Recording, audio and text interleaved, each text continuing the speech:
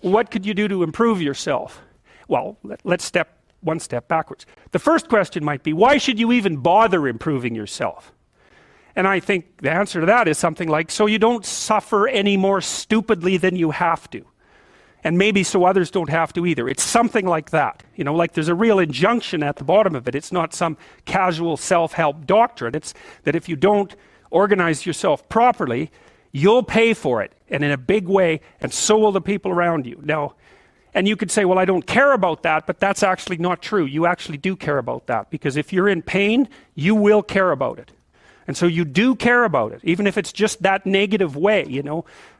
It's very rare that you can find someone who's in excruciating pain who would ever say, well, it would be no better if I was out of this. It's sort of pain is one of those things that brings the idea that it would be better if it didn't exist along with it. It's incontrovertible. So you get your act together so that there isn't any more stupid pain around you than necessary. Well, so then the question might be, well, how would you go about getting your act together? And the answer to that, and this is a phenomenological idea too, it's something like, look around for something that bothers you and see if you can fix it.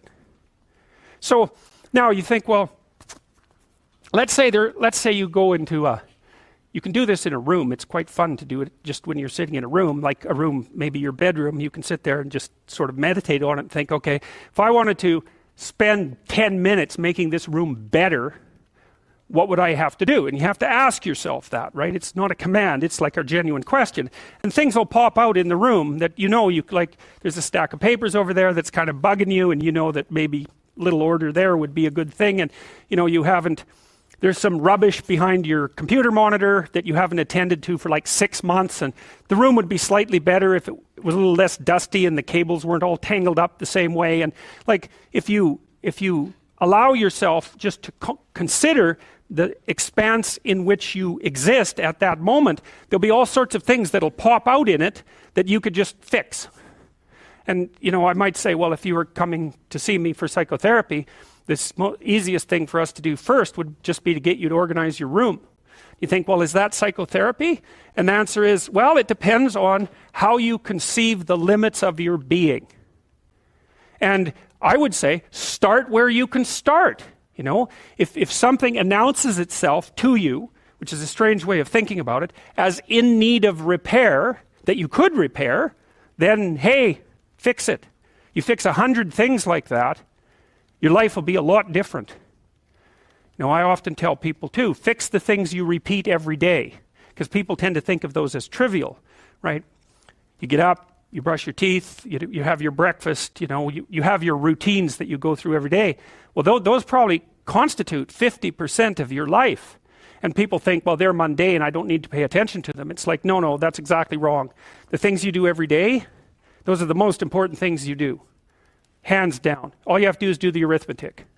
You figure it out right away. So 100 adjustments to your broader domain of being, and there's a lot less rubbish around and a lot fewer traps for you to step into.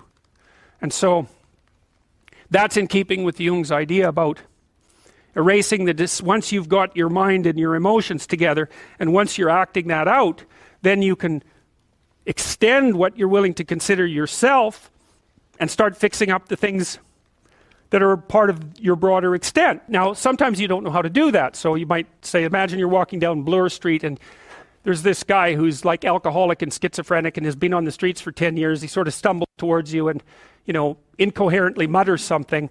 That's a problem. And it would be good if you could fix it, but you haven't got a clue about how to fix that. You just walk around that and go find something that you could fix, because if you muck about in that, not only is it unlikely that you'll help that person, it's very likely that you'll get hurt yourself. So, you know, just because while you're experiencing things announce themselves as in need of repair doesn't mean that it's you right then and there that should repair them. You have to have some humility. You know, you don't walk up to a helicopter that isn't working and just start tinkering away with it. You have to stay within your domain of competence. But most of the time, if people look at their lives, you know, it's a very interesting thing to do. I like the idea of the room, because you can do that at the drop of a hat. You know, you go back to where you live and sit down and think, okay, I'm going to make this place better for half an hour. What should I do? And you have to ask.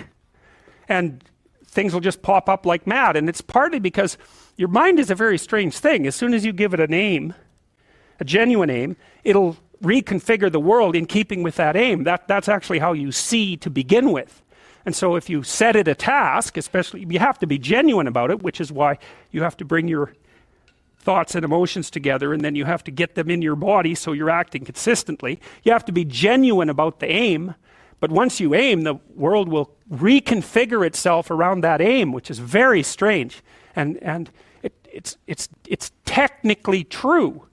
You know, the best example of that, you have all seen this video where you watch the basketballs being tossed back and forth between members of the white team versus the black team, and while you're doing that, a gorilla walks up into the middle of the video and you don't see it. It's like, you know, if you thought about that experiment for about 5 years, that would be about the right amount of time to spend thinking about it. Because what it shows you is that you see what you aim at. And that, man, if you can get one thing through your head as a consequence of even being in university, that would be a good one. You see what you aim at.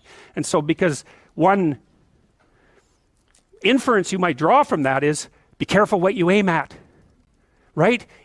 What you aim at determines the way the world manifests itself to you. And so if the world is manifesting itself in a very negative way, one thing to ask is, are you aiming at the right thing? Now, you know, I'm not trying to reduce everybody's problems to an improper aim. People get cut off at the knees for all sorts of reasons. You know, they get sick, they have accidents. There's a random element to being, that's for sure. And so you don't want to take anything, even that particular phrase, too far. You want to bind it with the fact that random things do happen to people. But it's still a great thing to ask.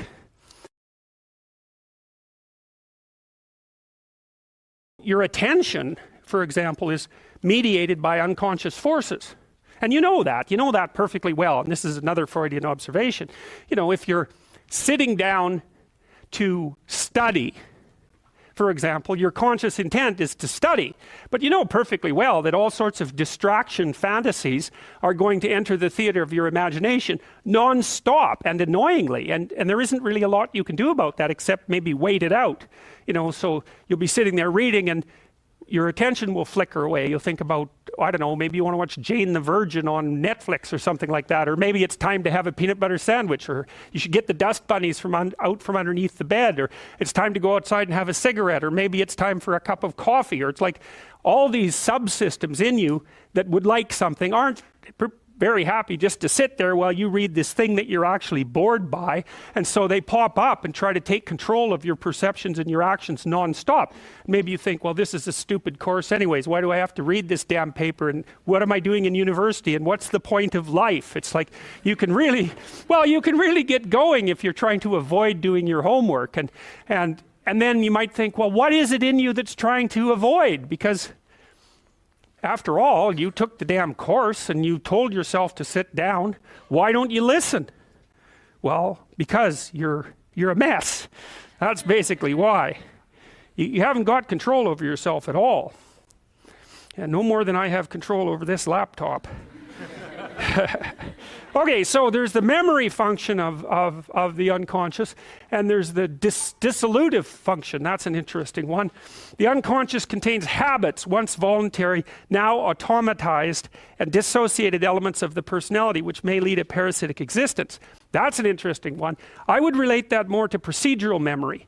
You know, so what you've done is practice certain habits, whatever they might be. Let's call them bad habits.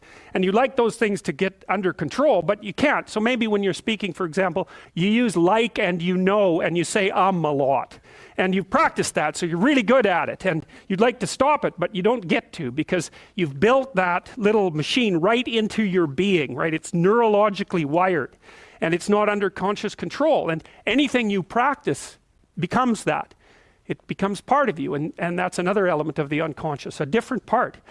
And then there's a creative part, which is that, well, you know, you're sitting around and maybe you're trying to write something, or maybe you want to produce a piece of art or a piece of music, or maybe you're just laying in bed dreaming, and you have all these weird ideas, and especially in dreams, it's like, where do those things come from?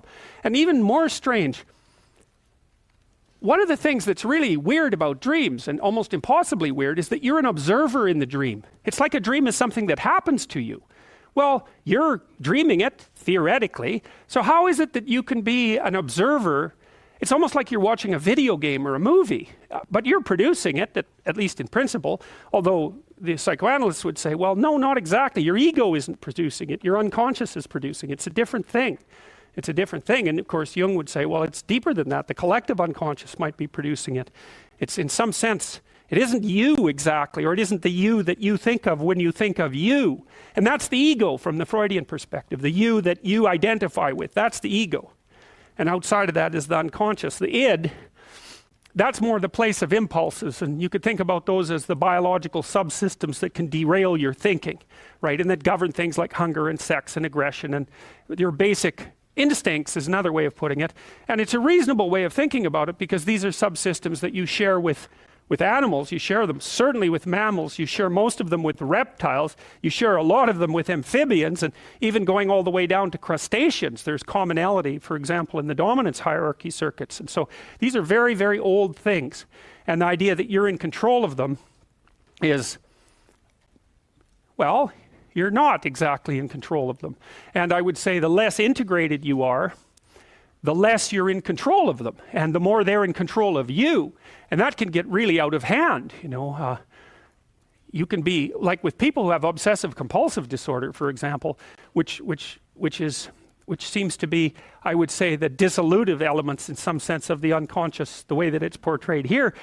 Poor people with obsessive compulsive disorder, they can spend half their time doing things that they can't really control, and they have very strong impulses to do them, and it's very hard on them to block them, you know. They'll almost panic if those things are blocked. And then you have people with Tourette's syndrome, you know, that they'll be doing all sorts of weird dances and spouting off obscenities and imitating people without being able to control it, and sometimes a little bit of antipsychotic medication can dampen that down, but it's as if there are these autonomous semi-spirits inside of them that grip control over their behavior and make them do things. And you know, you find that to some degree in your own life, because maybe you've become very attracted to someone, even maybe you don't want to be attracted to the person, and then you find yourself, you know, texting them when you know perfectly well that you should be going to bed, and you know, you're in a grip of something, and you can't control it, and that's all part of the unconscious and all part of what Freud was studying.